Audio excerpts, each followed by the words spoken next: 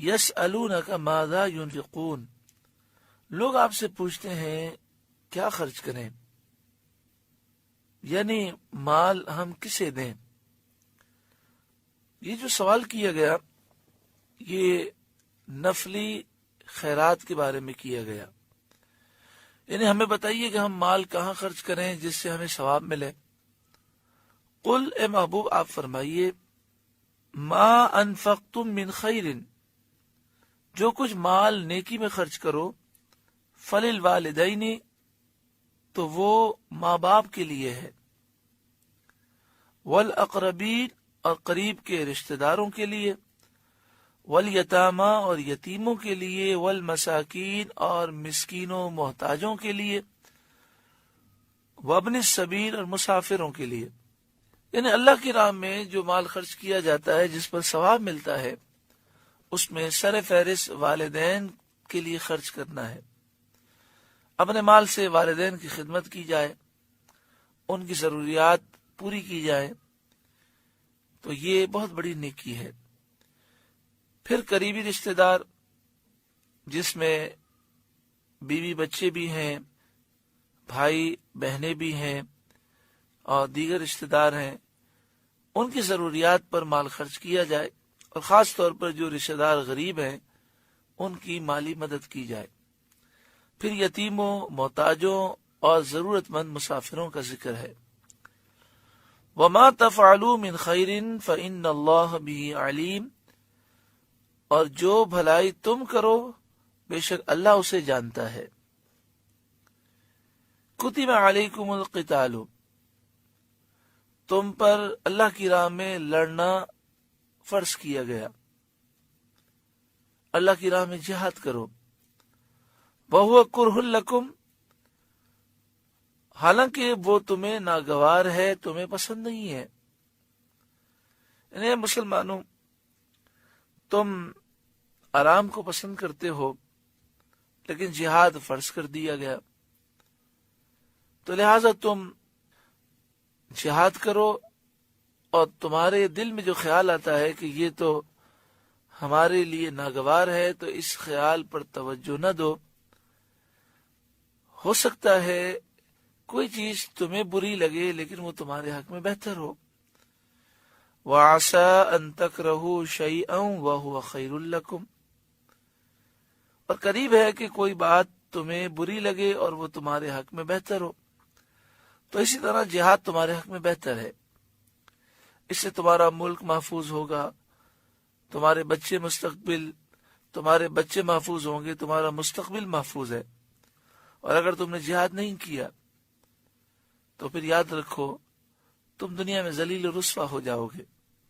آج مسلمانوں نے جہاد کو چھوڑ دیا اور دنیا کی طلب میں وہ مشغول ہو گئے۔ آج دیکھیں پوری دنیا میں مسلمان ذلیل و رسوا ہیں۔ وَعَسَىٰ أَن تُحِبُّوا شَيْئًا وَهُوَ شَرٌّ لَكُمْ، اور قریب ہے کہ کوئی بات تمہیں پسند آئے اور وہ تمہارے حق میں بری ہو۔ وَاللَّهُ يَعْلَمُ وَأَنْتُمْ لَا تَعْلَمُونَ، اور اللہ جانتا ہے اور تم نہیں جانتے۔ اس آیت کریمہ میں واضح درس ہے کہ ایسا بسا اوقات ہوتا ہے کہ کوئی چیز ہمیں بری لگتی ہے لیکن وہ اچھی ہوتی ہے، اور کوئی چیز ہمیں اچھی لگتی ہے لیکن وہ بری ہوتی ہے۔ اسی لیے نبی اکرم صلی اللہ علیہ وآلہ وسلم نے استخارہ کرنے کی تعلیم عطا فرمائی کہ جب کسی چیز کے جائز ہونے میں تو کوئی شک نہ ہو کہ بھئی وہ جائز ہے، مباح ہے، لیکن یہ معلوم نہ ہو کہ اس کے اختیار کرنے میں فائدہ ہے کہ نقصان ہے، تو ہمیں چاہیے کہ ہم استخارہ کریں۔ صحابہ کرام علیہم رضوان یہ بیان کرتے ہیں کہ نبی اکرم صلی اللہ علیہ وآلہ وسلم ہمیں استخارے کی دعا اس طرح یاد کراتے جس طرح قرآن پاک کی آیات ہمیں حفظ کراتے، اور باقاعدہ استخارہ کرنے کی تعلیم تھی، اور صحابہ کرام ہر کام میں استخارہ کرتے تھے، ہر جائز کام میں۔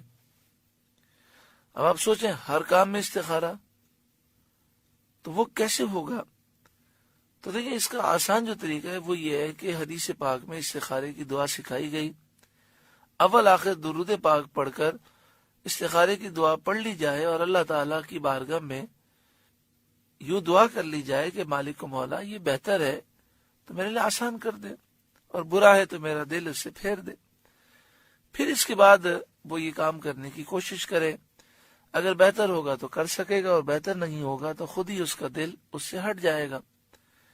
بہتر یہ ہے کہ اگر کسی اہم کام میں استخارہ کرنا ہو، جیسے رشتے کے معاملات ہیں یا کسی کاروبار کے معاملات میں، تو بہتر یہ ہے کہ 2 رکعت نفل پڑھیں استخارے کی نیت سے، اور سلام پھیرنے کے بعد اول آخر درود پاک پڑھ کے استخارے کی دعا پڑھیں، اور یہ کم از کم 3 دن یا 7 دن کریں۔ اس میں سونا کوئی شرط نہیں ہے، لیکن بہتر یہ ہے کہ پھر بات نہ کی جائے اور سو جائے، اور پھر صبح اٹھ کر اپنے دل کی طرف متوجہ ہو کہ دل میں کیا خیال آتا ہے۔ اگر دل یہ محسوس کرے کہ یہ کام صحیح نہیں ہے تو اس کام سے دور ہو جائے۔ باقی کتابوں میں یہ لکھا ہوتا ہے کہ خواب میں اگر یہ رنگ نظر آئے تو اس کے یہ معنی ہے، یہ رنگ نظر آئے تو یہ معنی ہے۔ تو دیکھیں، یہ خواب ان کے لیے ہوتے ہیں جن کے دل صاف ہوتے ہیں، پاک ہوتے ہیں، جو کوئی مقام و مرتبہ رکھتے ہیں۔ ہمیں نہ خواب نظر آتے ہیں، اگر نظر آتے ہیں تو سمجھ نہیں آتی۔ تو عام لوگوں کے لیے صرف اتنا ہی کافی ہے کہ وہ استخارے کی دعا پڑھ لیں، اور پھر جو دل میں خیال آئے، جو بہتر محسوس ہو، اس پر عمل کریں۔ انشاءاللہ تعالی استخارے کی دعا کی برکت سے نقصان نہیں ہوگا۔ میں پھر یہاں پر وضاحت کر دوں کہ نفل پڑھنا اور استخارے کی دعا پڑھ کے سونا اور سونے سے پہلے بات نہ کرنا یہ کوئی ضروری نہیں ہے۔ مثلا ایک کاروباری شخص ہے، وہ دن میں 10-15 سودے کرتا ہے، اب اسے ایک سودا کرنا ہے اور فون پر جواب دینا ہے، تو وہ کہے کہ میں 5 منٹ کے بعد آپ کو جواب دیتا ہوں۔ اگر وضو نہ ہو تو وضو کر لے، اور اول آخر درود پاک پڑھ کر استخارے کی دعا پڑھ لے۔ بہتر یہ کہ اس کا ترجمہ بھی پڑھ لے، اور پھر اس کے بعد وہ فون کرے۔ اگر یہ سودا اس کے حق میں بہتر نہیں ہوگا تو انشاءاللہ تعالی اس کا دل کہہ دے گا کہ یہ کام صحیح نہیں ہے۔ اگر وہ کرنے بھی جائے گا تو وہ کام نہیں ہو سکے گا، اور اگر بہتر ہوگا تو اس کا دل اس کی طرف مائل ہو جائے گا۔ کتنا آسان طریقہ ہے، کتنا پیارا طریقہ ہے، لیکن لوگ اتنا بھی کرنے کے لیے تیار نہیں، دوسروں سے استخارے کراتے ہیں۔ حالانکہ نبی اکرم صلی اللہ علیہ وآلہ وسلم نے جو طریقہ دیا وہ آپ کا طریقہ بتایا ہوا یہ ہے کہ جس کا معاملہ ہے وہ خود استخارہ کرے۔ اللہ تبارک و تعالی ہمیں ان طریقوں پر عمل کی توفیق عطا فرمائے۔ جو پنسورہ ہوتا ہے اس میں بھی استخارے کی دعا ہوتی ہے۔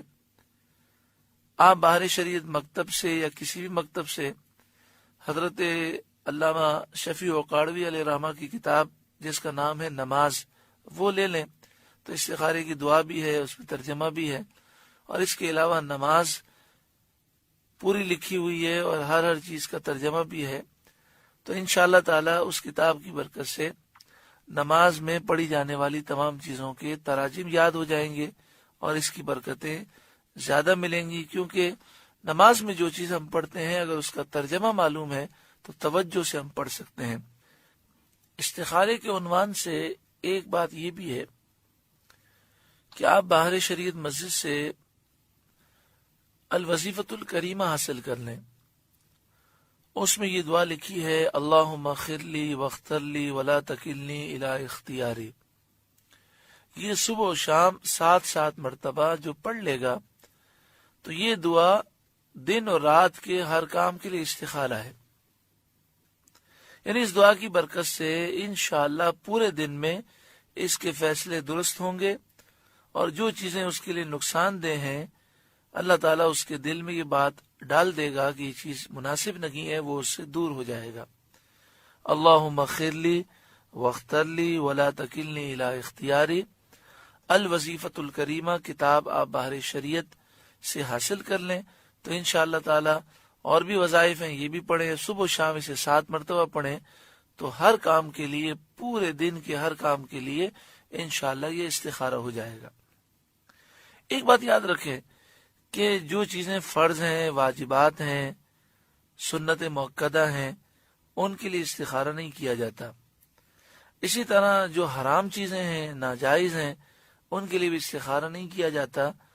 صرف ایسے امور جو جائز ہیں، مباح ہیں، جن کے کرنے میں بھی گناہ نہیں ہے اور نہ کرنے میں بھی گناہ نہیں ہے، ان کے بارے میں استخارہ کیا جاتا ہے. مثلا مثال کے طور پر رشتہ آیا، اور جہاں سے رشتہ آیا ہے وہ لڑکا بد عقیدہ ہے، بد مذہب ہے، گستاخ رسول ہے، گستاخ صحابہ ہے، گستاخ اولیاء ہے، قادیانی ہے.